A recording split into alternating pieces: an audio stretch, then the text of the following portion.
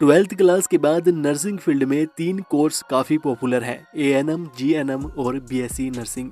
अब इन तीनों में से कौन सा कोर्स बेहतर है, किसमें ज़्यादा जॉब अपॉर्चुनिटीज़ है और किसे करने के बाद ज़्यादा वेतन मिलेगा, ये जानना आपके लिए बहुत ज़रूरी है। क्योंकि दोस्तों पढ़ लिख कर हर कोई एक अच्छी खासी नौकरी करना चाहता है और वो तभी मिलेगी जब आपने एक अच्छा कोर्स किया होगा और आपको काम के बारे में प्रॉपर नॉलेज होगी। तो इसलिए इन तीनों के बारे में अच्छी तरह से जानने के बाद ही डिसाइड कीजिएगा कि आपको कौन सा कोर्स करना चाहिए। दोस्तों एएनएम और जीएनएम का कोर्स एक डिप्लोमा कोर्स है, लेकिन बीएससी नर्सिंग एक डिग्री कोर्स होता है। चलिए एक एक करके पहले इन तीनों के बारे में जान लेते हैं, फिर बाकी सवालों पर बात करेंगे। एएनएम का पूरा नाम ऑक्सिलरी नर्सिंग मिडवाइफरी होता है। दोस्तों ये एक डिप्लोमा कोर्स है जो कि 2 साल की ड्यूरेशन का होता है और जिसे 12th पास आर्ट्स और साइंस वाले दोनों कर सकते हैं। इस कोर्स में नर्सिंग से संबंधित सभी बेसिक चीज़ों के बारे में पढ़ाया जाता है। इस कोर्स को करने के बाद बनने वाली नर्स को एएनएम नर्स कहते हैं, जो सिर्फ छोटे और गांव में क्लिनिक हॉस्पिटल्स होते हैं उनमें काम कर सकती है। जीएनएम का पूरा नाम जनरल नर्सिंग मिडवाइफरी होता है। यह 3 साल का कोर्स है जिसमें 6 महीने की इंटर्नशिप होती है। जीएनएम को करने के लिए 12th में फिजिक्स, केमिस्ट्री और बायोलॉजी होना ज़रूरी है, तभी इस कोर्स में एडमिशन लिया जा सकता है। जीएनएम में एएनएम कोर्स से ज़्यादा सिलेबस होता है। जीएनएम में पढ़ाई के साथ साथ प्रैक्टिकल भी ज़्यादा सिखाया जाता है और यही कारण होता है कि ज़्यादातर बड़े बड़े हॉस्पिटल्स में जीएनएम नर्स ही देखने को मिलती है, उन्हें ही ज़्यादा प्रेफरेंस किया जाता है। बीएससी नर्सिंग का पूरा नाम bachelor of science in nursing होता है। एएनएम और जीएनएम में जो सभी कुछ पढ़ाया जाता है उससे भी ज़्यादा बीएससी नर्सिंग का सिलेबस होता है।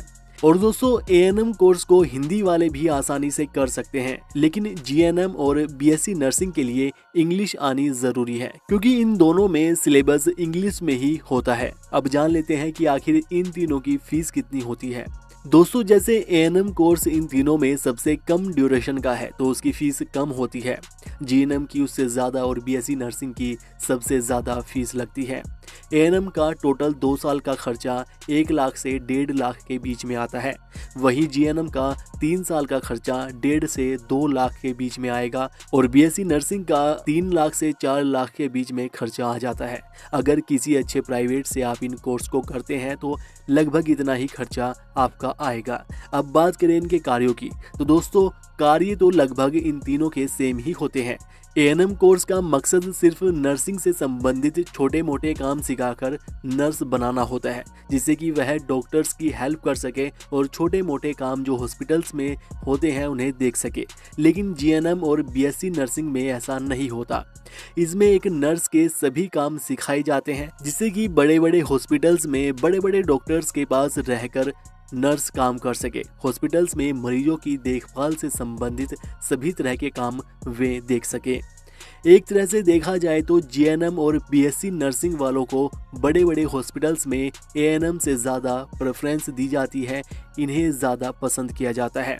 और वैसे दोस्तों इन तीनों के लिए नौकरी की कोई कमी नहीं है, नर्स को कोई ना कोई नौकरी किसी न किसी हॉस्पिटल्स में मिल ही जाती है। वेतन की बात करें तो एएनएम को प्रति माह 10,000 से 12,000 रुपए प्रति माह के लगभग वेतन मिल जाता है। वहीं जीएनएम और बीएससी नर्सिंग वालों को शुरुआत में 15 से 20,000 रुपए के लगभग तक की नौकरी मिल जाती है।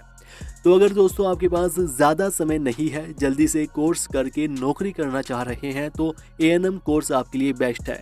लेकिन वहीं अगर आपके पास 3 से 4 साल का समय है तो जीएनएम या बीएससी नर्सिंग आपके लिए बेस्ट रहेगा, क्योंकि जीएनएम और बीएससी नर्सिंग के बाद आगे कैरियर में आपके लिए बहुत ऑप्शंस खुल जाते हैं।